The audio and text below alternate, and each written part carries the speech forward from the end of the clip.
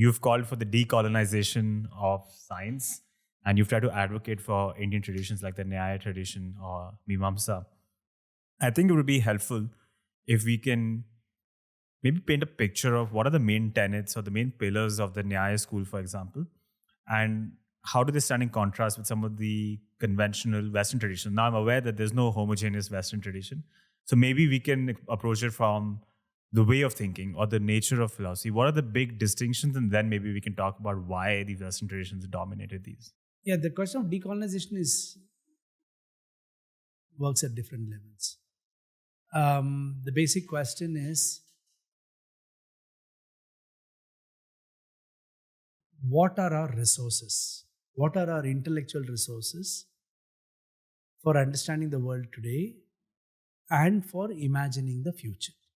To me, those are the only two meaningful questions. Okay? It's not about the past, it's not about identities, etc. Although in a lot of Western intellectual traditions, the question of identity is very important. When I meet German philosophers and so on, they almost exclusively work on German philosophers. And they are not defensive or apologetic about it.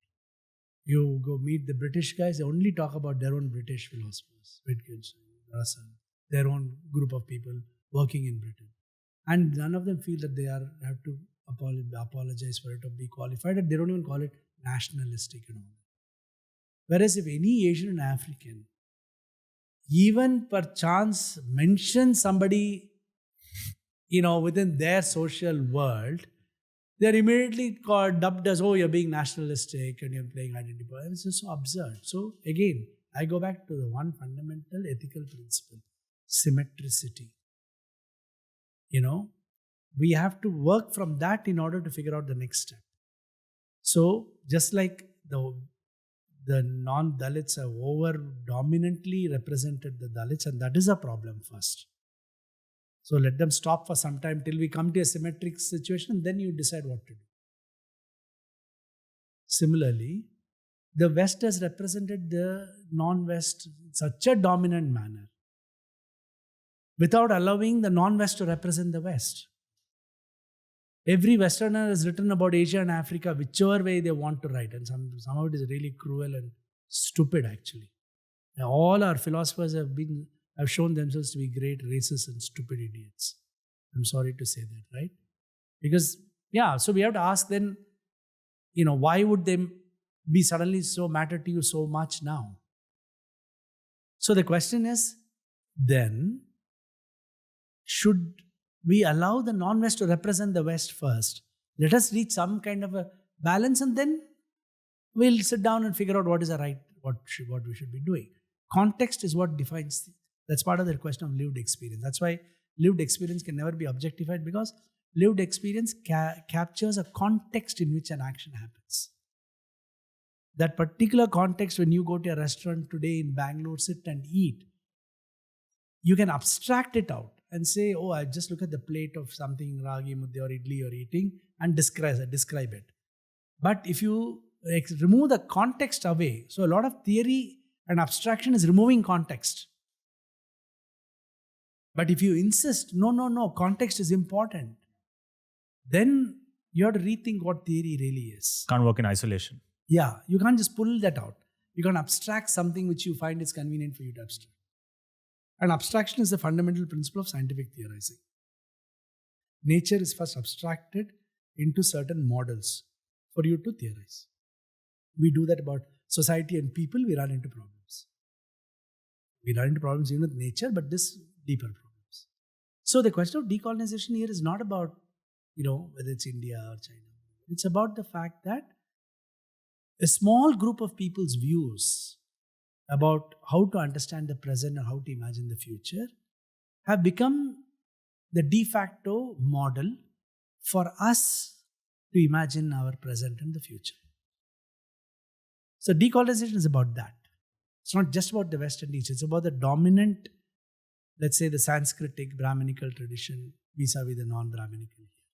Same question. That is, whose language, whose vocabulary, whose arguments, whose reason, whose life world have now being used in the name of theory or whatever to make sense of our lives now and our children's lives in the future. And I am saying the reason why people are worried about the decolonization is the imagination of these Germans and the French and the British who produced an Europe which has seen 2 world wars, which has seen the worst kind of racism and so on. For it to be uncritically, unexaminedly accepted as if that is the only language for us to make sense of the world is a fundamental problem. This does not mean that we have very good egalitarian resources in Asia and Africa which will allow you to do that. No. We have to learn a lesson from the Europeans. Europeans don't read others. They read their people. They don't think Gandhi and Ambedkar is important for them. So if you think theirs is a model, then you do that. No, decolonization is a direct logical consequence of that. So decolonization is a form of not just giving voice to those who have not been, whose perspective. So this is not really, as I said, once more to re-emphasize, not just about culture too. It's also about patriarchy. It's about all the invisible majority of citizens in the world, which are women, whose frameworks and languages and vocabulary and concerns and their goals of knowledge have not been part of these knowledge systems. Then why are we so foolishly, without thinking, reproducing it in every classroom in our universities today? What is the point? So decolonization is to challenge that question and look for. So you have to search for it. And when you search for it, to ask, what would the world look like if you had other perspectives and categories by which to look at it? Will there be less hate? Will there be less violence? Will there be the kind of uncontrolled growth of technology and weapons as we have had today? I mean, there is so much violence produced in modern academic structures. Why are we not even seeing that? So, in that search, whether it's Nyaya, for me it happened with Nyaya because I'm Buddhist first, Buddhist logic. I have no connection to Nyaya or Buddhist or whatever in that sense, right, culturally. It was more about discovering completely alternate systems of thinking, like Jaina logic systems. And these are like so different from these Western knowledge systems. And it obviously led me to ask the question, what would the world look like if these are the ones which are the framework by which we make sense of science and other things? That was my real entry into the decolonization. And where, again, it's only asking the question, if the voice of the voiceless are used as a framework to understand the world and the nature of society, how will the world look like? So much of economics, so much of our understanding of society is so dominantly influenced by European understanding of individual families, nuclear families, idea of individuals and hyper-individuals, that it acts as if all of us should fall into the same categorization. Why should we? Middle East societies, African societies, Asian societies don't live like that. They don't relate to people like that. They don't treat people like that. So how can they not be part of our knowledge systems and disciplines? And then the growth in that from this Nyaya, Buddhist logic, etc., became more an awareness of hegemonies of within systems itself. So just like these are all lost voices, lost perspectives in relooking at a new imagination of the world, similarly within the Indian context, you then discovered Ambedkar, Jyotirao Phule, Savitri, etc. You have a whole bunch of writers like the Vachanakaras and many of these traditions which have written about from literature, poetry, protest movements. All of them should be potential vocabulary for you. They should be generating that for us. And we have to do the work of doing that. Just like Europe has spent 1,000 years regenerating Aristotle for us. Plato and Aristotle. I mean, you can't be reading Plato and Aristotle if they had been what they had written earlier. It's a huge amount of secondary literature, justification, basically public relations exercise to promote them.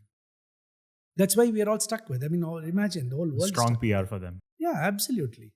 So now you have to build these structures. You have to do secondary work on all of this.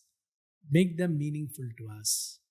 Make them meaningful. Why should not Maitri be one of our most central important social characteristics, which should be part of all Indian social sciences? And the task, therefore, is to say, well, you can agree with Maitri, whether it's achievable or not, etc. But we are not even doing enough work to think through it. How to do it? What does it mean? What is the limitations of it? What are the strengths of it? All those kinds of things. And that is a decolonization project. So there are many differences, there are many similarities, etc. Because all of philosophy, fundamentally, come back to the first question, is basically about the nature of being human. That question is so integral to it. That's what differentiates philosophy from the sciences ultimately. Because sciences, the human is just an outside observer. And your task is just to map this natural world. But for philosophy, even mapping that natural world includes the human subject in the middle of it. You have to take an account of it. You can say they are not important, they are relevant, whatever else it is. You do a Kantian, the Nyaya approach to all of that. Point is, you cannot ignore them. You cannot ignore the meaning of being human, the function of being human. And being human is articulated in so many different cultures, so many different communities, subaltern communities, communities who have been marginalized fully. As powerfully, they all articulate as powerfully as Oxford and Cambridge and JNU. So, can we find a way to make them those vocabulary, those experiences, part of a larger global understanding of what our society is about? That is really the core idea.